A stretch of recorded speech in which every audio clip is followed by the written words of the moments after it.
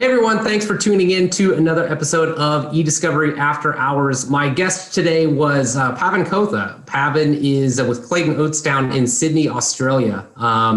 We recorded this in the middle of his workday, so it was very nice of him to take time for me. So much for the After Hours piece. But we talked about everything. We talked about social media.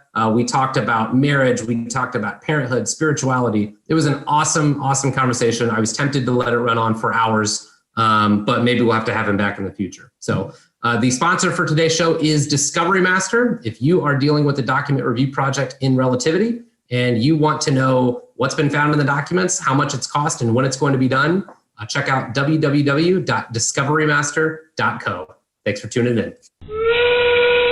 Quick time! You don't know how to drink, your whole generation.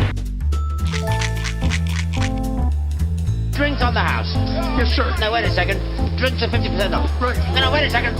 Double the price of everything.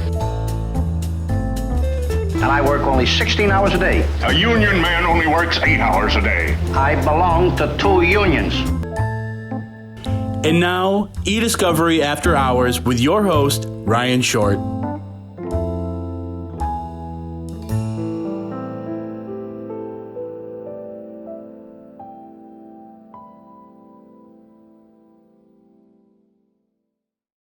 All right, Pavan Kotha, thanks for coming on. Good to see you.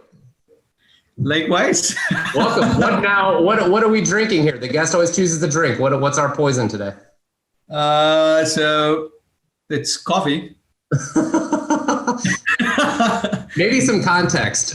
We've always, whenever I have a guest on, I try to record at 4 or 5 p.m. local time.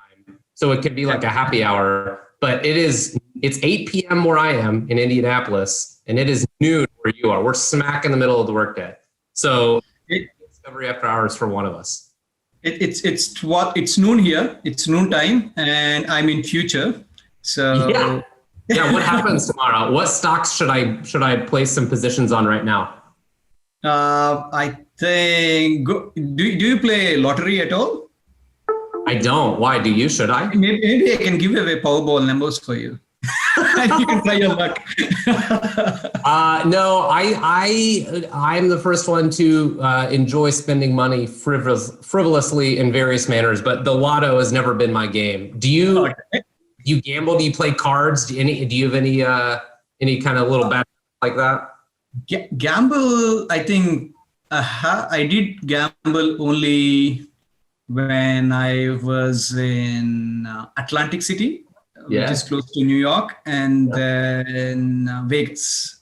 That's the only 2 times I did actually gamble. You get lost so easily. You think you have a very good willpower, and you think you'll go. I actually started with $5, and I ended up spending $100. So I still have good control. I did not go beyond that. I did win 7,000, and I lost all of it in blink of an eye. So that's how it is. There is a reason that casinos are all made of marble, right? So I actually have never been to Vegas, but I will be there this August. I'm not sure if you saw or not. As we record this, just last week, it announced that they're going to have a hybrid event, so there will be live in Vegas. Right now, we're planning to be there. Because I'm not a gambler, I'm the kind of guy who I've always thought when I go to Vegas, I'll see Cirque du Soleil and Celine Dion and be like, that was a good trip. But I have to play some blackjack or something just to say that I've done Vegas right, which even that. I don't know how to play blackjack. I do that system. I only play that automated system thing where it's easy. Oh, you pull the lever, push the button. No. Yeah, you have a computer screen. You just choose your spots and you just click on start. That's how it is. Even there, I only use computers. Nothing else. So we were talking, offline, off camera, so to speak. For those who actually watch the show, they'll see a different background. I'm from my kitchen table right now. I usually record these in my office. And so at any moment, the show could get interrupted by one of 3 children under the age of 6 running around screaming. I just stopped the dishwasher and the washing machine to film this. So let's keep our fingers crossed that it goes well. One take all the way through. No issues from me. My kid is at school. Yeah, I love it. So So that one of the first things that I wanted to talk about today was when we spoke 2 or 3 weeks ago. You had said something that I thought was really cool and really interesting. So obviously, you're e-discovery famous, right? You've got the relativity riddles and your top Pavan's picks, which when I came into the industry proved enormously helpful to me to kind of figure out who are the sources that I should be paying attention to, who are the kind of the thought leaders I should follow, et cetera. And then you kind of off the face of the earth, so to speak, towards the end of the year. So talk a little bit about, let's start from the beginning, right? What originally drove you to become more active on LinkedIn and in the global e-discovery community? And then what precipitated the step back? That's a very good question. I didn't expect that. That's a nice one. My presence in social media is actually a side effect. I wouldn't say it was something I was trying to do, something I have planned and did it. It's not that. So 2018 to 2020, I did see a lot in just 2 years. So nowhere in 2018, no one would know who is Pavan Kotha. And then by 2020, most or at least few of the discovery community at least know by name or by face, whatever it is. And it's because I believe most of the credit goes to relativity community, because I have been very active, especially in 2018 and 19 in the relativity community, where my intention was to learn and prepare for my certifications, relativity certifications. So I was really very focused. I did clear 5 certifications in 8 months. So I was really very focused. So to clear something like that, you should be really mad about what you're doing. And so it's like day in, day out, you are completely soaked in that relativity environment. And I had so many questions to be answered. So that's when I got into relativity community, tried to figure out what are the answers, what are the best practices, what am I missing? I kind of, for some reason, I think it's both good and bad. I never feel confident about what I know. I always feel I'm missing something. There is something missing. I'm not really happy about what I know. So always I have this I don't know mentality, and I look for answers. Like e-discovery definition as well.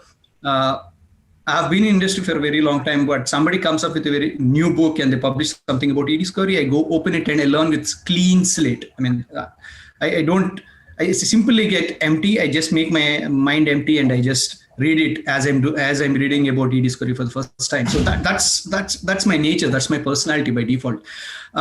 So when I started to going into related community, actually looking for my answers, and then I stumbled about few questions where I knew the answer, or at least I thought if I post this answer, either someone would contradict me saying that, you have a better approach than this, so I can learn. If that's the best answer, I'll know that's the best approach I have. So that was my intention why I got into that relativity community, and relativity community kind of owned me. So the more they have seen my face, my name, they kind of owned me. So I used to be the first guy who used to jump in, but there is also so many others like Christopher Morris, who is from Control Risks, who has been my inspiration, to be honest. He is the guy, when I got in, he's the one who is answering all the questions in relativity community, and he still does. Whereas me, I used to do then, now I kind of off because one, I don't know infrastructure and processing in relativity, whereas Christopher, he has all the certifications in relativity you can imagine, all 10 certifications. So he is a legend. So to get him on the show, a legend. That's good. New level. At one point, it used to be he's still located in Australia. I was located in Dubai. He is located in Australia at that point. So for him, he's always in the future, as I'm doing right now. He's always in the future. So he always used to be the first one to answer any questions. Anything left out, I used to answer them. That's how it used to be, but a lot of fun. And so the backstory why I'm telling you all this is that's how my name came onto the surface of relativity community. It's not even relativity community, just that, relativity community. And then I started writing articles on relativity, based on relativity. How can you use relativity better? The Batman series became really popular. That's when I met Mary and Kylie in Assets community. They loved those articles. They called up relativity marketing team and they did let them know that, did you see this article? This sounds fun. Something wrote an article on as a Batman series. And that's fun. I think you guys should check it out. That's when marketing team checked it out. That's when they have posted it in their own relativity site. That's how things kind of lined up. People started knowing my name. Then I had few nominations for the Lit Support All-Star Award, and globally again, globally people started knowing me. And at the end, there were 90 nominations, and I think there were top 3 globally selected as the finalists for that award. And 90. I'm not sure. I don't remember.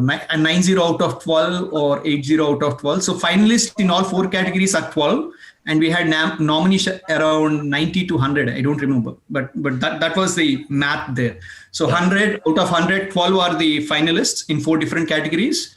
And the category which I am nominated, Lead Support All-Star, there were 3. But according to me, all 3 of us were, I would say, I would be the least in if you put all 3, their accomplishments and what I did. It's just that at the end, it became a popularity contest because you vote who gets the most number of votes. I think that relativity community presence, because at the end of the day, it's a relativity award. So whoever is going to vote would be in that relativity community, because they see my name day in, day out. They kind of, I think that's why I got more votes. That's the only thing. Otherwise, I wouldn't stand next to them from the 2009 finalist Lead Support All-Star. And that's the whole journey. That's how, and that motivated me, because I know I was the underdog and still an underdog, and I don't deserve that award. I had that guilty feeling inside me. It became a popularity contest. That's the reason I won it. So I really wanted to give it back, because people in the community are the ones who actually voted for me, and they pushed me to the top and gave me that award. So I started thinking, okay, I need to get this guilt feeling out. I need to do something for the people who have voted for me. What can I do? So that's when I thought the only thing I can do is I can't give them money for sure. I don't have enough money to. That's good, because you're not getting any money to appear on this show. So for any future guests, sorry. Yeah, we don't get a lot of, again, this popularity and all doesn't give you any money. It's just your presence in the industry. That's it. So I don't have enough money. So what can I give back to the community? So I do have knowledge on other things. And I did share all of my knowledge in relativity, in the relativity community. And any questions I get now are either on the processing or infrastructure, which I don't do here. So I got lost. That's when I started thinking about it. What can I do? Then I know that I read a lot throughout the week. When I say a lot, I used to at least spend 3 to 4 hours. Now I'm spending one hour a day. It used to be 3 to 4 hours. It used to be intense. Now it's down, because I'll tell you that I'll get to the story there. So then from whatever I used to read throughout the week, I used to pick 3, which I felt are more useful to others, where I felt everybody should know about it. I used to pick 3, and that's when I started doing that top 3 picks. And then relativity marketing team were really happy about it. They saw the response, they liked it, and they asked me to post the same in relativity community. After all, I was a man made by relativity team. I'll be very honest about it. When they asked me, could you post it in relativity community? I said, of course, anything for you guys. So I started posting out there. It all went well, and then there was relativity results, same response from marketing team. I kind of stopped it altogether now. Now, to the answer why my presence has gone down starting in September, December. Right. Yeah. So I moved to Australia in February 2020, and there was this lockdown. Great timing, by the way. Yeah. Just 3 weeks before the lockdown. I was very fortunate, and thanks to Clayton Utz, P&D team.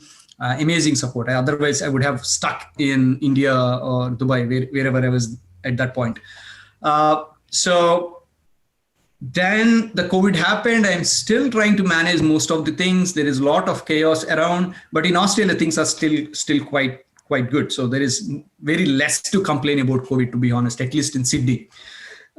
So it's all going well, but at the same time, I'm finding myself hard to manage because it's new country, new rules, new work, new team.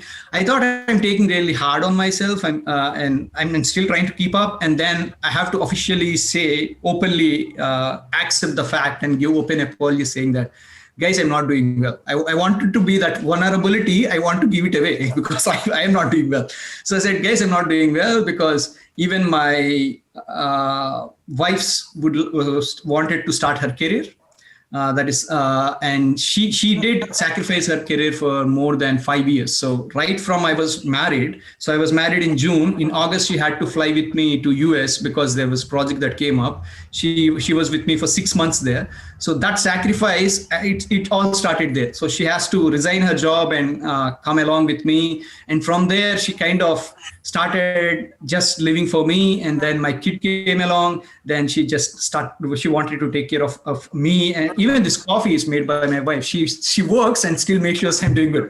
Cheers. So, there you go. Yeah. She takes very good care of me and my kid. And now when she said she wants to resume her career, and she did get a job. And that's when I thought, okay, now I should place myself second and give as much as time I can give to her because she has been really good to me. Very, very good. And that's when I openly said to everyone in LinkedIn, sorry, I'm not doing great. I have to take a break. Hopefully I'll come back in January and resume all my things. I did resume Pavan Picks. I'm doing good, at least about once in 10 days or once in 7 days. It's not constant, but I'm still doing whatever I can. I'll definitely resume Relativity Riddles and more coming very soon. But now I don't want to do any promises because I'm still coming back to my pace, original pace. It will take some time, but that's the whole story, how it all came, and then how I had to let it go cautiously. I have to let it go, and then now it's me. I think I'm doing well, balancing it okay. Again, my kid also started schooling this February, so there are a lot of things coming in. The routines are always changing, and it's not easy for me to keep up with those routines. Yeah. So much jumped out at me throughout the course of that story. First and foremost, the humility. First, to some people call it imposter syndrome, where people feel like they've failed upward, right? Or all of their successes have been because of circumstance, but not because of their efforts or their intelligence. And so when you mentioned how you always doubt your knowledge and you'll read every new resource and do all these things, everything in life is a balancing act, right? And so I think having confidence and humility, that kind of natural tension is a good thing. The loyalty that you feel to this community that helped form you and really kind of turbocharge your career, right? And your ability to feed yourself intellectually and to provide for your family, I thought was really astounding. And then on this roller coaster ride, you're going 90 miles an hour, and then you hit the brakes because you think, hey, despite the fact, it would have been so easy for you to be tempted and to be like, oh, but people know who I am and they like my posts and look at all these clicks and eyeballs and things. But you say, no, I've got to be a husband and a father first. I just think that's so commendable. And major kudos. And so I'm glad that that's on the record here. Everybody can hear that. The other thing, when we spoke a couple of weeks ago that you mentioned, I thought was interesting, is you'd mentioned that you got pretty into spirituality in 2020 to help keep you balanced. Right. And so I think it'd be interesting to let you speak to that point, especially because so much of the e-discovery community tends to be kind of in the Anglo-Western world, so to speak, the Americas and the EU. And obviously you spent most of your formative years in the East, right? In India and then in the UAE. So, regardless of the different flavors or philosophies or whatever form that may take, would love to hear a little bit more about what you mean by how how you got into spirituality, what that looks like, how it's helped, and just to hear your journey to that point. Because I was born in India, I was brought up in India, all my schooling was in India. As a kid, rest of the world has Spider-Man, Superman, and all the other fancy comic books, things like that. Down there in India, we have those symbols as gods. So those superhuman iconic symbols, they were scriptured and written and showcased as gods. So we have Hanuman, who can actually lift a mountain, fly in the air, who is very loyal to his master. So they have created those superhuman characters. They might have lived. They are legends. We cannot validate the fact. But every time when there is a superhuman character that is written in our holy books, there is also the down-to-earth attitude. Though Hanuman is the most strongest, and he is the most strongest in the world according to his character, but he always loyal, and he looks up to Rama, who is his master. So those were always there in the Indian culture. That's why we have more feminine in nature. When you say feminine and masculine, I'm not talking about the gender, but in a nature, feminine qualities are something like you're always down to earth. You have more passion, compassion. You have more compassion for others. That's a feminine characters. It can be both in men and women. But Indians tend to have these feminine characters by nature, because that's how our culture roots. Those are our culture roots. That's the reason.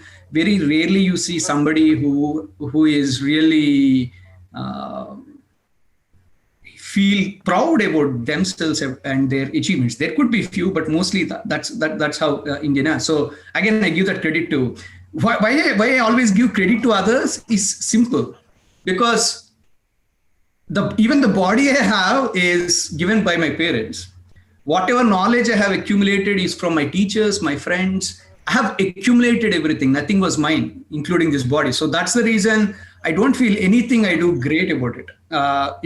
It can look like imposter syndrome, but it's just me knowing the fact that nothing is mine, either given from my parents or my friends, teachers. Even in the e-discovery industry, everything I learned are from my seniors, because books did not teach me. E-discovery is something which books cannot teach you, because it's not very popular. It's a niche industry. So you have to always learn from the people.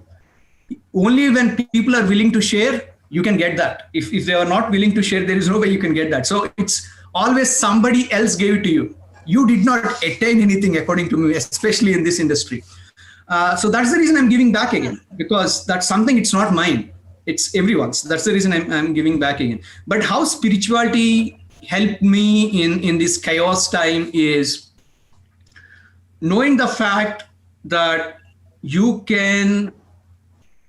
anything that goes externally cannot affect you until you take it internally. That's one thing that spirituality teaches you and tells you, that no matter what goes what goes outside, until you feel it inside, it cannot affect you. So let's say somebody is shouting on you. Let it be my wife itself, okay? Let's say my wife is shouting on you, right? You're gonna pour that coffee right down your shirt if you're not careful. Yeah, whatever. Instead of giving me coffee, maybe she said, she spills coffee on my face. This sounds very crazy, but that's how it is. So whenever somebody is shouting on you, you can either ignore it as a noise, or you can give meaning to that noise and take it personal. So when my wife is angry, what I do, if you are a husband and if you have wife and children, you can try this. This is the best trick I do. So when my wife shouts on me, or she's upset about me and she starts babbling, all I do is, she's not talking to you.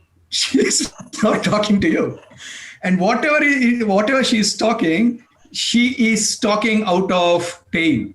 That's it. She was hurt. She's talking out of pain. She's not feeling well. So she's not talking to you. She's just trying to spit it out, and she's hoping that you would listen to it. That's all that's happening there. So you simply listen to it. You don't take anything personal. After 10 minutes, it'll be all gone. And that helped because during COVID, not everything is perfect. New place, new thing. Sometimes I'm not happy. Sometimes my wife is not happy. Sometimes just your surroundings around are not happy, because I don't take it into me, and I just reverse it. Whenever I hear something that's not good, I treat it as noise. When you treat it as noise, you don't keep focus on it. So let's say there is an AC going on here, it's always making noise. You don't pay your attention on the noise because it's just a noise. So that's how I pivot something that's happening around which is not good into noise, and I don't pay attention to it. And after some time, it'll all settle down. So that's what COVID is as well. So when you don't pay a lot of focus onto it, you just be yourself and you let it go. It will let it go again. Again, things will come to normal. Nothing can stay forever. So things like this really help me to stay sane and focused on things that are relevant and ignore all the noise. That's all from me. Wow, we could go down a lot of different rabbit holes there. And I'm tempted, we try to keep this show to like 20 to 25 minutes. I'm really tempted to let this roll on for like 2 hours because I have a lot of questions. But I also know that it's the middle of the workday for you. So what I'll do to wrap here, and maybe we'll have to do another episode, and we'll open like a marriage hotline, and people can call in with their marital problems, and you can get. But between now and then, is there anything in the e-discovery community or in the relativity community that you're particularly focused on or excited about right now? Right now, again, I don't want to reveal a lot of details and keep the expectations high, but I'm working on a podcast right now. I have found the co-host as well. He's Jim Dixon from EY. So we are working together on a show called Beneath the Iceberg, which would be a podcast. So as I was telling about the superhumans and e-discovery, everyone you meet are actually superhumans, because the other areas, all you see is you need to specialize on something, just one little thing. You have to go deep dive into it, master it, and you'll be set. It can be a simple programming or whatever it is. You just need to focus on one, master it, and you'll be fine. But in e-discovery, that's not it. That's not enough. You need to learn. You have to be jack of all, like from computer forensics, e-discovery. You need to know a little bit of everything to manage an e-discovery project. Sometimes you have to be master of all. Sometimes you have to go deep into one thing and come out quickly and manage things. Go deep, come out quickly and manage things. So and also you need to have a personality type where under pressure you give your best. How can you expect someone throw under the bus and give the best? But this industry, that's a bare minimum. When there is a lot of pressure, you have to make sure you're focused and you give your best. You can't mess up when there is a lot of pressure, and that pressure, you face it day in, day out. So for me, it's a superhuman ability. That is something you cannot try and get it. You have to work number of years, make it part of your DNA, and then you have to get it. And all we see is just the tip of the iceberg, all the success stories that you hear. So we are focusing on beneath the iceberg. What happened and what's beneath the iceberg, how they have accumulated the DNA and how they have transformed into a normal, easygoing, just out of the law firm or just out of the college to what they are right now. So that's the focus of the podcast, and that's all about the podcast. We are really excited about it. Maybe in the next 2 months it will be out. That's why I'm saying it's too soon to let it out, but we are on track. We are on track to. So you started recording, but not releasing episodes yet. We have finalized the guest list. I can tell you that. So we would be recording sometime this month, and we are also recording few marketing podcasts, things like that. It's all set. We need another 2 months to actually broadcast our first episode. Nice. We're the same way. You are episode number 5 that I've recorded, and we'll start releasing these things in like 30 days. And so it's funny. Everybody comes on and like, wow, you're so organized. This looks so good. I'm like, we really don't know what it looks like. It could be garbage by the time it goes live to air. Like, you're doing great. And your template and format you just shared with me is one of the things we are going to steal from you. Yeah. Hey, there you go. Yeah, there's no trademarks there. So just fire away, change the logos and you're good to go. No, but we're gonna steal the idea of keeping things organized, letting your guests know what they're about to experience, what they're about to talk on the podcast day. It's really nice. I'm very, very happy the way you have organized it. Thank you so much for considering me and letting me tell my story for the White Lady. Thank you so much. Well, Pavan, thanks a lot for coming on. It's great to talk to you.